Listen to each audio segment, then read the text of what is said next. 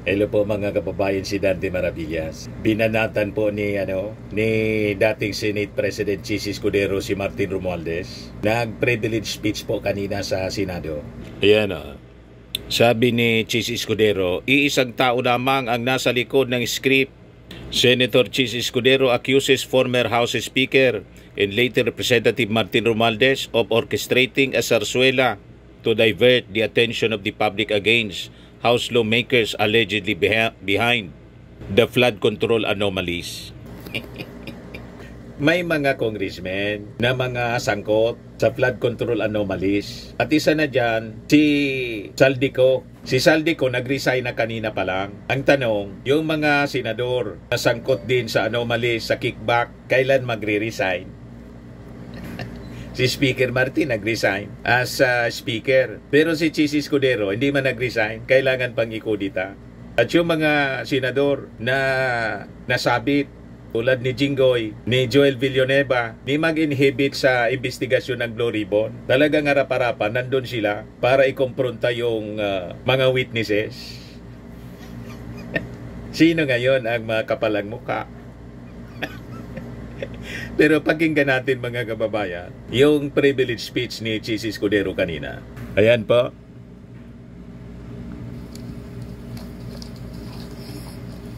Bumulaga kaagad si Martin Romualdez, Thank you, Mr. Senate President. Thank you, distinguished Majority Floor Leader. I rise to make a brief manifestation in response to the events of recent days. Inubo? Ginoong Pangulo, meron po tayong kasabihan sa wikang Pilipino. Kapag nagturo ka ng daliri sa iba, may tatlong daliri na nakaturo palagi pabalik sa iyo. Sa mga nakaraang linggo, malinaw na nililihis ang galit ng taong bayan tungkol sa mga ghost at substandard flood control projects mula sa mga totoong may kasalanan patungo sa Senado at sa ilang mga miyembro nito. Tila pilit na ginagawang panakipbutas, ika nga at fall guy, at diversyon ang mga senador palayo sa Kamara at sa mga tunay na may sala. Klarong-klaro po ang script nito.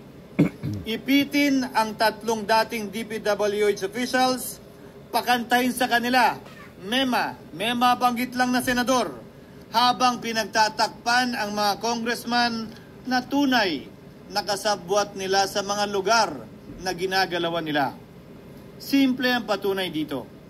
Kapanipaniwala ba na wala silang kinausap na kahit isang congressman nakaupo na totoong may hawak ng mga distrito sa lugar na ginalawan nila sa hinaba-haba ng testimonya nila dito o sa Kamara?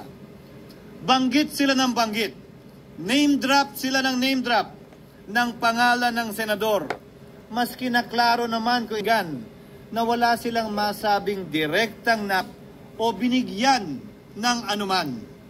Lahat ito para lamang ipako ang mga senador sa media at sa publiko at ilayo ang atensyon sa Kamara at mga congressman.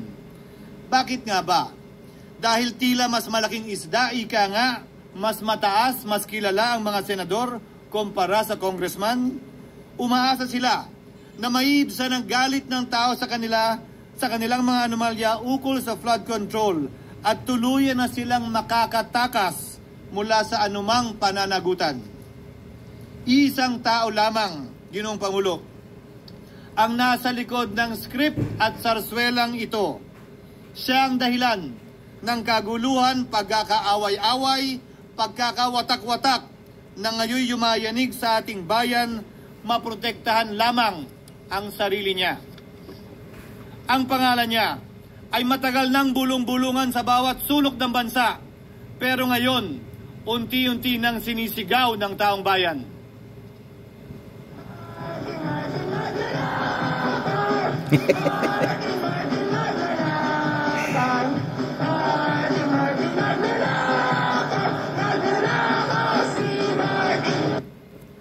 Minamahal kong kasamahan, bakit tila sa Kamara, dito mismo sa Senado, at sa ilang media ay hindi pa din nila kayang sambitin ang pangalan niya. Pues, sasabihin ko, Martin Romualdez. Minsan ang binanggit ng mga diskaya ito mismo dito sa Senado ang kanyang pangalan. Pero agad itong pinabawi nung humarap sila sa Kamara. Binanggit ni Master Sergeant Gutesa ang kanyang pangalan. Pero ultimo notaryo, natunto nila at pinabawi nila ang pagnotaryo. Buti na lang, huli na't nasabi na niya ang pangalan ni Martin Romualdez na pinanumpaan dito mismo sa ating Blue Ribbon Committee. Hindi ba't si Ginoong Gutesa hindi ba't si Sergeant Gutesa lamang ang bukod tanging testigo na walang kinalaman, hindi sangkot sa flood control issue, walang hininging immunity, deal o proteksyon kapalit ng kanyang pagtestigo? Siya ang kauna-unahang nagtestigo na personal na naghatid ng pera sa bahay mismo ni Martin Romualdez. Ang salaysay niya, Ginoong Pangulo, ay kumpirmasyon ng matagal nang isinisiwalat ni Congressman Chanco at Mayor Magalong kung sino ang ulo sa paglilimas sa kaban na ating naririnig na rin. Fake yung notaryo ko. 803,693 with Congressman Saldico as proponent. For the record, ang binabanggit po nating Representative Eli Saldico, siya po yung chairman ng House Appropriations Committee. Wala ka duda-duda yan. Ito nga, hirap na hirap silang banggitin pa yung isa sa mga mastermind nila dyan, si Saldico. Hirap na hirap pa silang banggitin. May isa pang mas mataas sa kanya? Hindi naman gagalaw yun kung walang... Siyempre, hindi naman gagalaw yun kung walang pahintulot yung mas mataas sa kanya. Just the House Speaker. Ginoong, pahintulutan niyo po ako magkwento ng konti upang patotohanan ang mga salitang ito. Taong 2023 nung tinalaga si Ginoong Kiko Laurel bilang kalihim ng kagawaran ng agrikultura. Bilang suporta sa kanyang mandato, tinanong ko noon ang isang simpleng katanungan sa budget process natin. Bakit mas malaki ang pondo ng flood control kesa sa agrikultura? Why is it that the budget for flood control is bigger than the budget of the Department of Agriculture or the agriculture sector as a whole? The fifth biggest allocation, not even a department, is flood control. And allocating a measly 31 billion for irrigation, for rice. Why? Pagkatapos po noon, tinulungan ko siyang bawasan ang flood control budget at idagdag sa 2024 budget ng Department of Agriculture. Aniya, tumawag daw sa kanya si Congressman Zaldico dahil pinapatanong daw ni Speaker Romualdez, bakit binawasan ang pondo ng flood control? Ngunit wala nang nagawa si Congressman ko dahil sinabi niyang pasayan ng Pangulo. Nung termino ko rin po bilang Pangulo ng Senado, maraming beses po akong tinanong ni Pangulong Bongbong Marcos tungkol sa panukalang budget para sa 2025. Sinabi ko po sa kanya ang buo at tapat na katotohanan para malaman po niya ang tunay na larawan at sitwasyon ng pambansang budget para sa taong yon. Ito marahil, Ginoong Pangulo, minamahal kong kasamahan, ang isa sa mga dahilan kung bakit pinag-utos ng Pangulo ang pag-veto at pag-for late release sa FLR at pag-hold ng malaking bahagi ng budget nila. Marahil, isa rin ito sa mga dahilan kung bakit ninais ng Pangulo na matanggal si Congressman Zaldico naman ang House Committee on Appropriations sa mga inilahad ko, at marahil na-discover din ng Pangulo kaugnay sa 2025 budget. Hindi malayo, Ginoong Pangulo, na naganap din ang mga ito noong 2023, 2024 at mga nauna pang budget kung saan napakaraming ghost at substandard projects ayon kay Secretary Vince Dizon at ayon mismo sa talumpati ng ating kasamahan na si Senator Ping Lacson. Ngunit marahil ay walang naglakas loob na sabihin ang katotohanan kay Pangulong Marcos o magsumbong sa kanya kaugnay sa ilang mga bagay na ito bago ako. Nais ko din pong kumpirmahin ang sinabi ni Congressman Toby Chanco na ang pag-file ng impeachment complaint laban kay Vice President Sara Duterte ginamit na paraan ni Speaker Romualdez para mag-release ng pondo nila na naka-FLR or for late release bago mag-eleksyon. Maski na alam po niya na hindi po ito kayang talakayin ng Senado hanggang sa Hunyo pa mula nung simula. Ulitin ko, ginamit ni Martin Romualdez ang FLR at ang pangalan ng Pangulong Marcos upang itulak ang kanilang unconstitutional na impeachment complaint. Sabi nila, pumirma kayo dahil kung hindi lalabas ang pondo nyo na naka-FLR bago mag-eleksyon. Subalit, Ginoong Pangulo, hindi ito umubra. Hindi ito umubra dahil tinanggihan ito ni PBBM. Sinabi niyang walang ganyang uri ng usapan at sinabi niyang hindi niya gagawin yon. Kaya't hanggang ngayon, nananatili pa rin for late release ang mga questionableng pondo nila. And that is why, Mr. President, distinguished colleagues, at the height of the impeachment controversy and amidst the passion of some sectors to remove the Vice President at all costs, I urged prudence and level-headedness because I knew that greed and not accountability was the reason behind it. In the end, Mr. President, the Supreme Court vindicated us. The Supreme Court vindicated us by saying, among others, quote, "There is a right way to do the right thing at the right time. This is what the rule of just law means." Close quotations. Ginoong Pangulo, sinisi po sa akin ni Speaker Romualdez ang pagkakatanggal kay Congressman Zaldico. Sinisi po niya sa akin ang pag-FLR or for late release ng kanilang mga proyekto. Sinisi po niya sa akin ang pagkakadismiss ng impeachment complaint laban kay VP Sara na nakikita niyang makakatunggali niya sa susunod na halalan. Sinisi din niya po sa akin ang pagkakasira ng kanilang maitim na balakin sa 2025 budget na nagawa nila ng walang balakid na mga nagdaang taon. Ginoong Pangulo, naging tapat ako at ginawa ko lamang ang aking tungkulin. Kung ano ang tingin kong tama at nararapat para sa bansa at sa sambayanan. Subalit, sa kabila po nito, nagsimula na ang lahat ng bira, paninira at kaso laban sa akin at sa Senado. At ang nasa likod ng lahat ng ito, walang iba kung hindi si Martin Romualdez. Ika nga ni Mayor Magalong na ngayon lamang nakita ko sinisiraan na rin ngayon. Bakit ko ba nilabanan at binisto sila Speaker Romualdez mula noon hanggang ngayon kung kasabwat at kasapakat lang din nila ako? Hindi ko po gagawin yun. Sa ng tennis court, ang nasabing gusali sinimulang pinatayo noong ika-6 ng Oktubre taong 2022 at ang kontraktor, ang St. Gerard Construction na pagmamayari ng mga diskaya na nasangkot ngayon sa mga maanumalyang flood control projects. Dahil dito, kwenasyon ng ilan ang pagiging special advisor ni Mayor Benjamin Magalong sa ICI. Lalabanan ko ba yung anlalakas na yan, sila Speaker? Lalabanan ko ba yung mga mayayaman na yan? Kung ako'y bulok, I fought for what is right.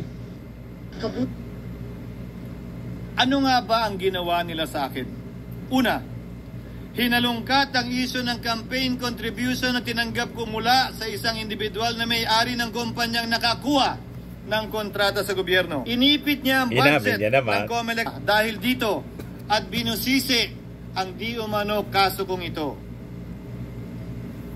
Subalit, Ginoong Pangulo, tulad ng sinabi ko sa simula ng aking talumpati, kapag ka nagturo ka ng daliri kanino man, may 3 daliring nakaturo pabalik palagi sa iyo. Anong nangyari? Hindi ba't biglang may lumabas na ulat ang PCIJ na ang dami naman palang opisyal, hindi lang senador, mas mataas pa ang tumanggap din ng ganong uri ng kontribusyon noong 2022 elections? Ang tanong ko ay simple. Kung legal at walang mali sa ginawa nila, edi dapat legal din at tama ang ginawa ko. Pero bakit ako lang ang iniimbestigahan tungkol dito? Higit pa doon, Ginoong Pangulo, hindi ba tayon kay Mayor Magalong merong 67 na miyembro ng Kamara na kontraktor? Ito po ay mga miyembro ng Kamara na may construction firm na nakakuha ng kontrata sa gobyerno. Kung bawal talaga ito, ibig sabihin ba niyan, bawal na nilang gastusin ang sarili nilang pera para sa kanilang sariling kandidatura? Bakit hindi din binubusisi yun? Bakit hindi inaalam yun? Ako lang talaga. Pangalawa, inintriga ni Martin Romualdez ang dating liderato ng Senado dahil sa pagkakaupo at pagdinig ni Senator Marcoleta sa Blue Ribbon Committee dahil marahil sa pananaw niya ay hindi siya safe kay Marcoleta. Ngunit Ginoong Pangulo, sa hindi niya inaasahang pagkakataon, nung araw ding yun, nagsalita ang mga diskaya, pinangalanan ng 17 congressman na kasosyo niya, kabilang ang pagbanggit na naman ng pangalan ni Martin Romualdez.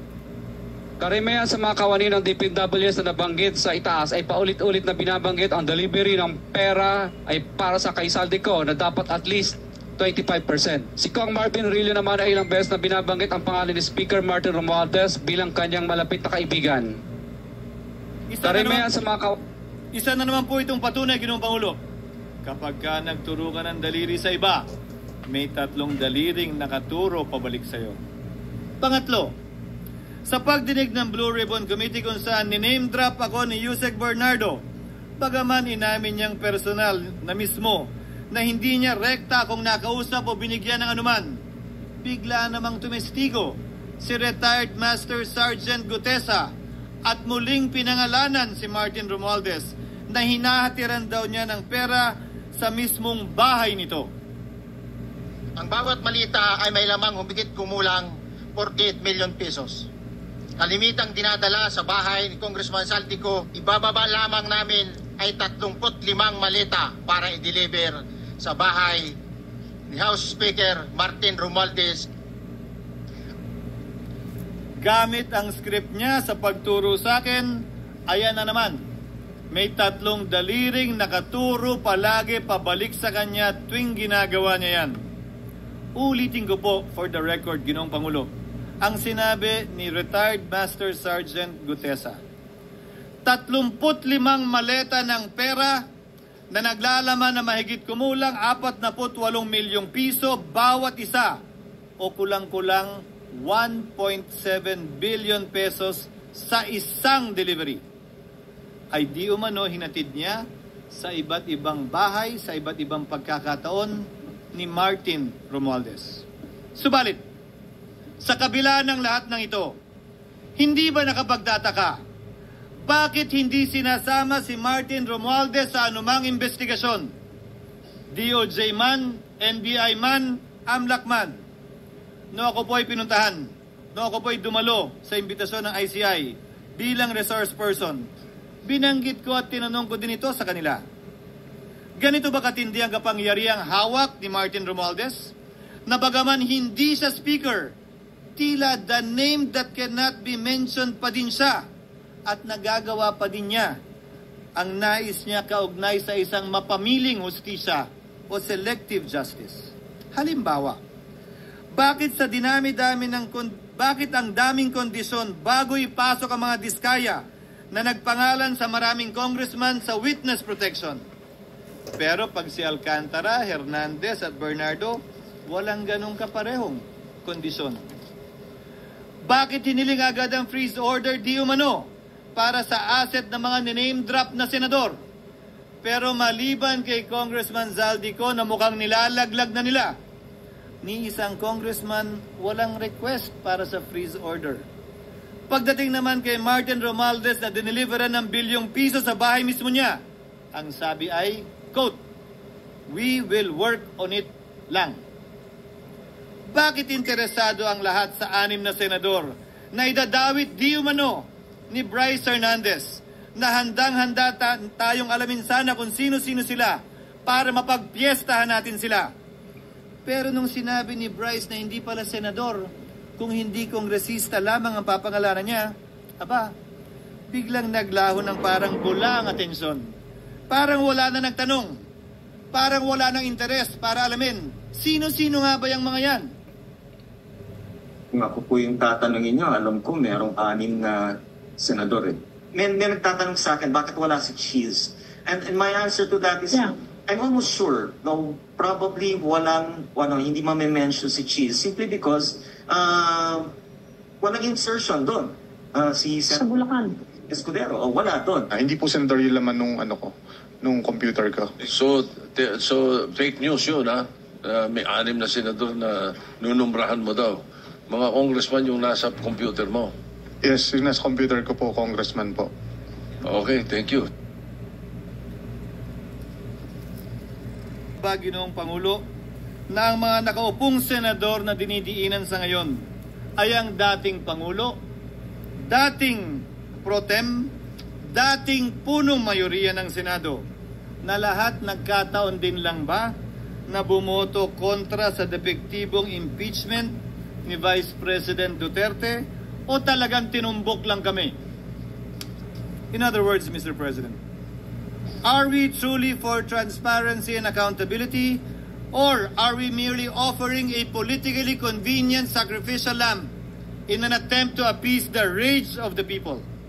What is painful, Mr. President, is that along the way, reputations have been disparaged and tarnished. Innocent persons have been implicated, and the Senate is slowly but surely being destroyed.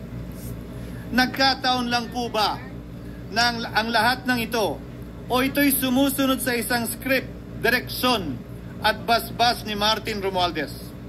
Sa kanyang script na naglalayong ilihis ang galit ng bayan mula sa kanya at sa mga kasabwat niya at ituro ito sa Senado at mga senador. Ginoong Pangulo, ang script at sarswelang ito ay di uubra dahil napakalayo po nito sa katotohanan. Napakasama sa panlasa at tinitiyak ko sa inyo, hindi po ito matatanggap at lulunukin ng sambayan ng Pilipino. I've been in public service for 27 years. I've never been accused nor charged with corruption. This is the sterling record which they are trying to tear down, and I tell you, they will not succeed. I will defend myself, Mr. President, against these malicious and false allegations. In fact, I have already filed and will be filing necessary and appropriate charges against my accusers and prove them wrong. And with the help of the Almighty, I will be vindicated and declared innocent, I am sure. Kaya ko po ipagtanggol ang sarili ko, Ginoong Pangulo. Ngunit, Ginoong Pangulo, sino po ang nagtatanggol sa ating institusyon? Kaya't ang aking tanging hiling po sana sa inyo, Ginoong Pangulo, at sa ating mga kasamahan sa Senado.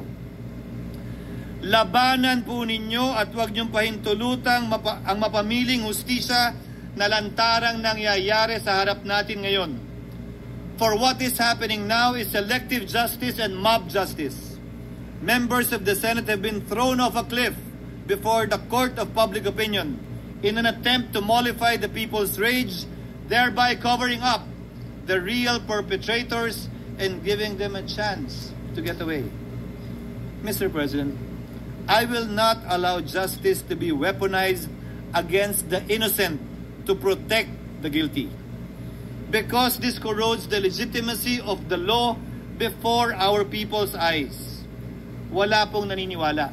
Bagkus lahat nagtatanong, bakit walang congressman na kasama sa investigasyon? But what about the other congressmen in Bulacan? Why haven't they been questioned? Called out, yeah. You think that they do not know what's going on?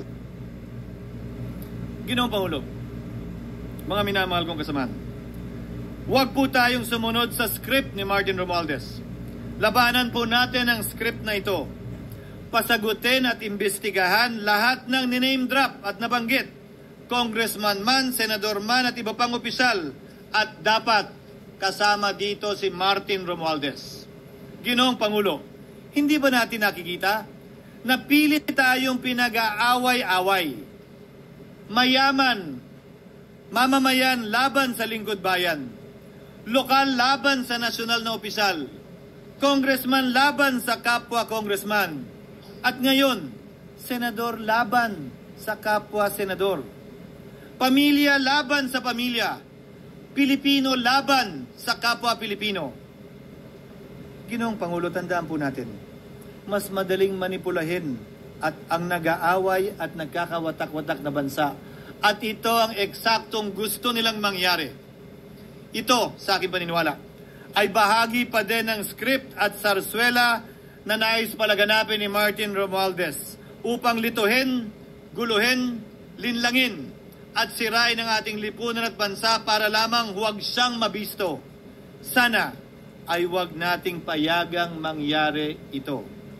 Ginoong Pangulo, tulad ng sinabi ko sa simula ng aking talumpati, sa kada mapang-akusa at mapanghusgang daliri na ituturo ninyo sa inyong kapwa, lalo na kung walang basihan, merong 3 daliring palaging nakaturo sa iyo pabalik. Sana po, maging mapanuri tayo. Huwag dali-daling magturo at maghusga dahil lamang sa napakinggan. Huwag tayong sumabay, kumampi at magpadala sa script at sarswela ni Martin Romualdez. Kung kayo ay kakampi ni Martin Romualdez, pues sumunod kayo sa gusto nila. Una, maniwala kayo sa mga sinasabi ng testigo niya na nagtuturo lamang sa mga senador. Pangalawa, ibuhos niyo ang galit niyo sa Senado at ng mga senador at palayo kay Martin at sa mga congressman.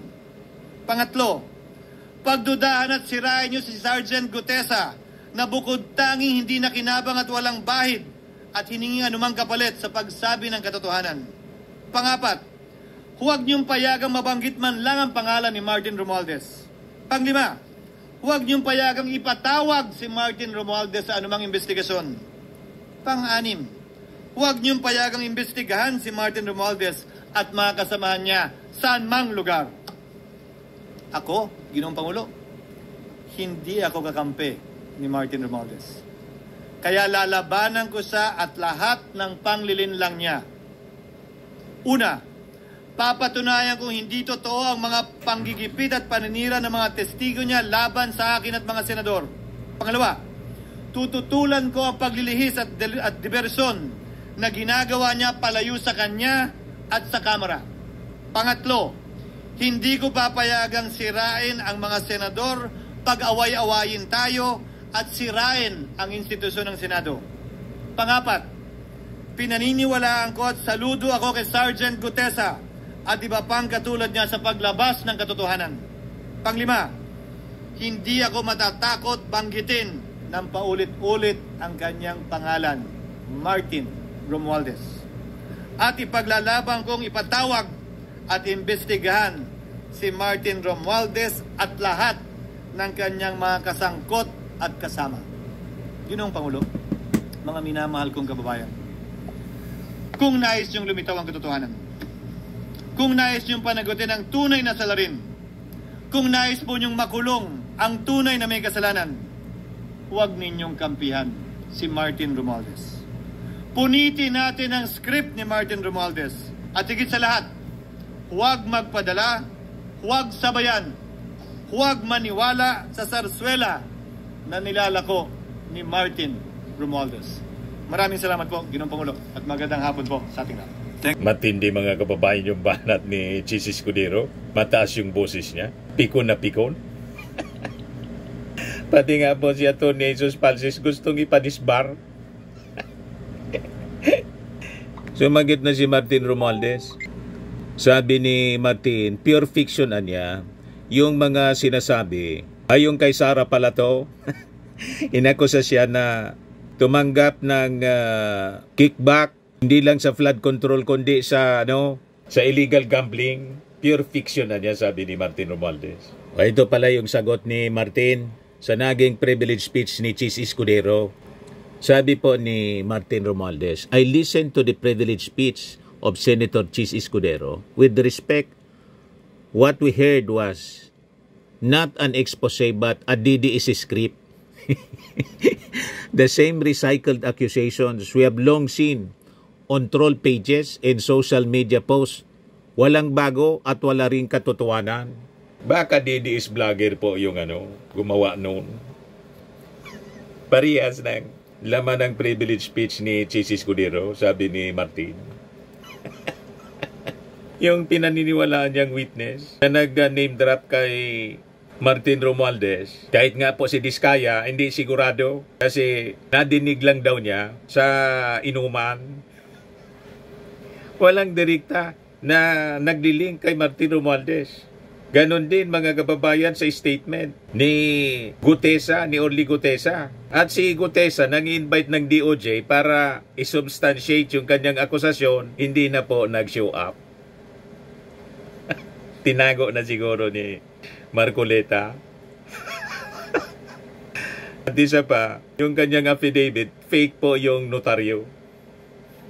Kung fake yung notaryo, malamang fake din yung laman. Hindi ba po mga kababayan? Sabi ni Martin, falsos in uno, falsos in omnibus. False in one, false in everything. Tama, that is a principle of law. In law, mga kababayan. Sabi ni Martin Romualdez, instead of answering the serious questions he himself must face, Senator Escudero chose to deflect. He did not deny the allegations against him. He did not explain his own role in flood control kickbacks. Imbes na magpaliwanag, nanisi pa.